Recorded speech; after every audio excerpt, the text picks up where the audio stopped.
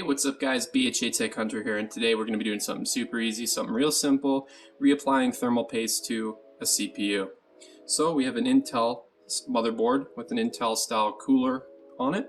So the first thing you're going to want to do is you're going to want to twist these tabs right here on all four sides, and that's going to release the CPU cooler on the stock ones. So, and then you're just going to want to pull up after you've twisted those on all four. Pull up pretty good. And then you can just pop it, you can kind of just, with a little bit of force, pull it up and off. There you go. Had a pretty good application last time actually. And then you're going to want to take your cleaning wipe and you're just going to want to wipe off the CPU, which is pretty easy. Just want to make sure it's good and clean, that there's none of that old residue left on there. And you're going to want to take the cooler and you're just going to want to do the same thing. Make sure there's no residue left over. Easy as pie.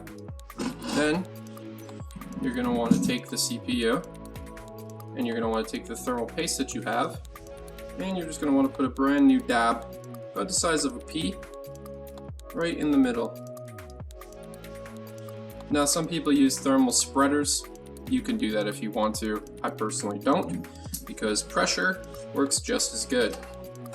Now when you do this with the stock CPU cooler, you may have to take these tabs and you might have to bend them in just to straighten them back together a little bit, just like so, because Intel makes cheap coolers that are not super great after you take them off the first time.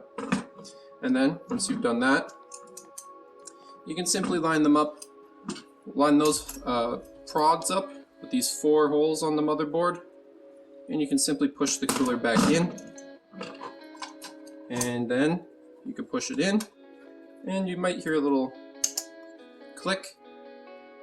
Some of them will be a little bit harder than others, but they should all be pretty simple. And then after that you can twist these and push, and that'll lock the CPU back down into place and you'll hear a click just like so.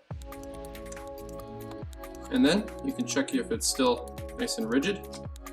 Wiggle it a little bit and it's nice and good. And that's it. That's all you got to do.